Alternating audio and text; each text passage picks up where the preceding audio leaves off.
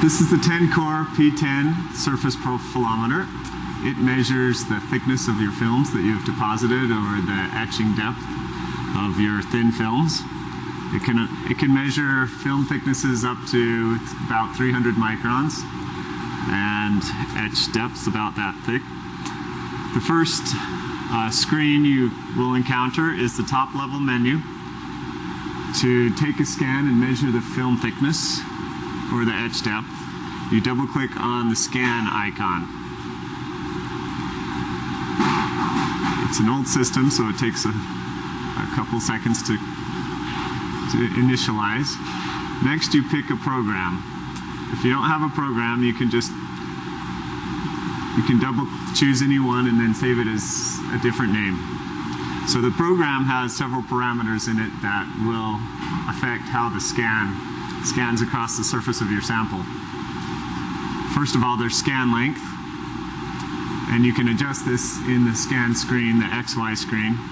Second, there's scan speed. Typical speeds are around 100 to 200 microns per second. If you're doing a really thin film of just a few nanometers, 10, 20, or 30 nanometers, you'll want to go a lot slower. Sampling rate, this is the rate that the computer captures the data. And so the amount of data you capture will directly correlate with the scan length, the scan speed, and the sampling rate.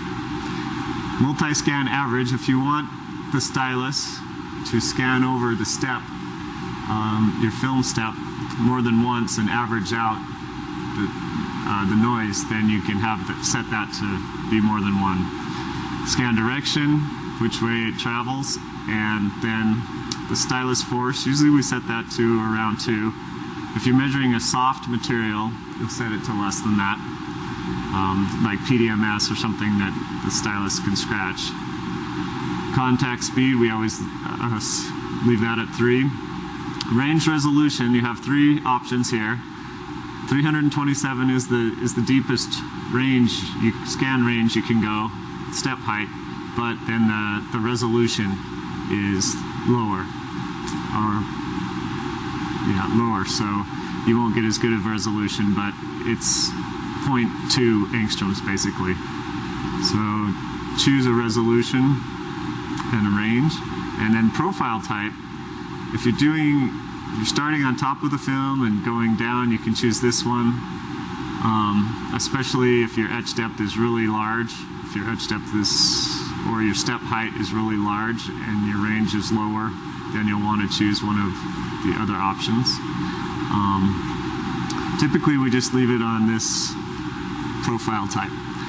Alright, then we go up and we click on the XY screen, which is the screen where you actually view your sample. Next, you'll load your sample. Your sample needs a step. So on this sample, this glass sample, we have a step. You can see where it's clear. So the stylus will go over, we'll start on the film. It's a copper film. It'll go down inside over the glass, and then it'll come up on the other side of the film. So it's really important to put the sample right in the middle on the place you want to measure, right on that dot, right in the middle. Right in the middle of that cross. So what we'll do is we will put the sample right there. It's also important not to put just to put flat samples in. If you put a sample in a petri dish or something, then the stylus mechanism will come down and hit the petri dish, and it can ruin the head. So always just put a wafer or a glass slide. If you have any other kind of sample that you want to measure, come and talk to us and we'll see if we can measure it, or you can measure it with the optical profilometer, which has a lot higher working distance. It's non-contact. The next button that you push is man load, and what man load does is it takes the substrate in underneath the head, the stylus head, and then you click on focus. Now what focus does is it brings the stylus tip down into contact with your substrate. So right underneath there is the stylus tip, and it comes down and it contacts your substrate. And as soon as it senses that it's in contact with your substrate, then it lifts it, it retracts and lifts it back up just a little bit, just slightly. This process takes about 30 seconds, so you have to be patient when you're loading your samples. Okay, so it touched it. And next you can see on the screen your substrate should be in focus. And you can see this blue arrow, that's where the scan will take place. So obviously I want it to scan over my film. This dark place is the glass, the lighter place is the film, the copper film. And I want it to scan farther so that it starts on the film and goes down onto the glass and then back onto the film. So what I'll do is I will use these arrows. There are 3 different speeds, slow, medium, and fast. I'll use these arrows and to move around the starting point of the scan, and then I can click and drag to set new scan distance without going back into the recipe screen. So I click and drag, and then I press the start button. You'll see the stylus come down onto the film and start scanning across. And simultaneous to the scan, you'll see the data. You'll see a little teeny step right there where it came down off of the copper film, and then another step up. It's a thin film, so the step is usually pretty small.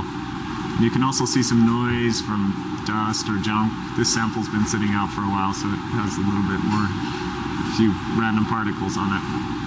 Okay, these are the results of the scan. You can see that there's a nice step. What you want to do now is level the scan. You can see that it's a continuous slope, so you press the level buttons, and then you take these 2 cursors to 2 different points where the film or the substrate should be level. So right now I've leveled it on the glass, on the substrate. And then once you have the cursors on 2 places that should be level, you click level again, and then it straightens it out, levels it. Now you can take measurements. If you want to measure the height, you make one of the cursors cross on the glass and one cross on the film, and then ST height is the step height that it's measuring, so 87.3 nanometers between here to here. If you want to average this whole area, then you just click and drag, and so it will average this, or the height of this, and average the height of that. And the average is 94.7 because you have a couple of high parts that are probably particles or dirt or something like that. If you want to measure the X direction, the width of a trench or something, you just look at the width right there. So that's the scan width. Okay? One more thing you can measure to get back to the recipe screen. You press XY and then cancel and then recipe. You can also measure roughness and surface roughness or waviness by clicking on these, and you can select which parameters you wanted to measure. You can also go in and set filters. If you wanted to filter out the waviness, then usually we set this to about 250 microns and set the noise filter to the lowest wavelength cutoff.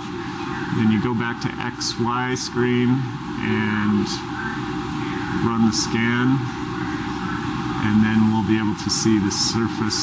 And actually, we don't want to measure that. We just want to measure the surface roughness, so we won't scan down over a step. Of course, we'll just scan on top of the film.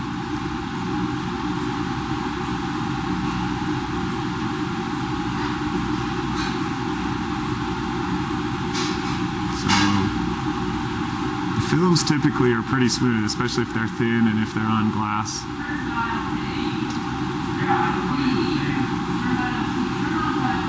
So the next thing we will look at is first we'll level it like normal. So level.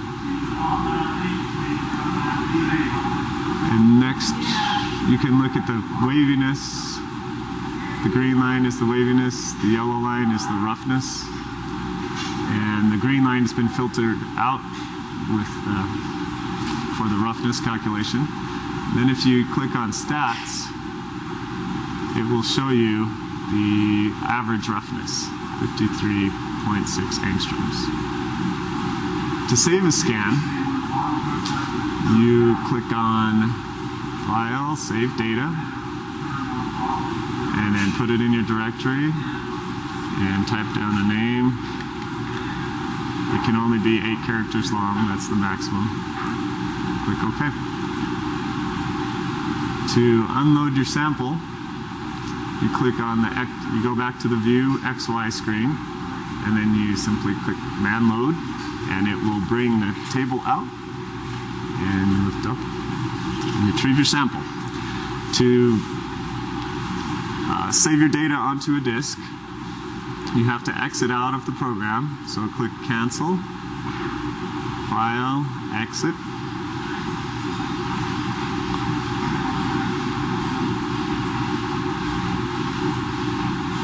And give it a minute, and then File, Exit again. And one more time. Discard changes, there we go. Then you go to Database File Manager. And on the computer, there's a 3.5-inch floppy drive, and there's also a zip disk drive. There's no USB drive because it's such an old system. We have zip disk that you can borrow and a USB hub for zip disks, and so you can transfer it onto a flash drive, but it just takes a little bit of doing. So you click on Scan Data, and then go to your directory where you save the file, and we saved it as Scan1, there it is, and then you just click on Export, and the zip disk is drive E, and then it will save it to your disk, and you can plot out your data on Excel.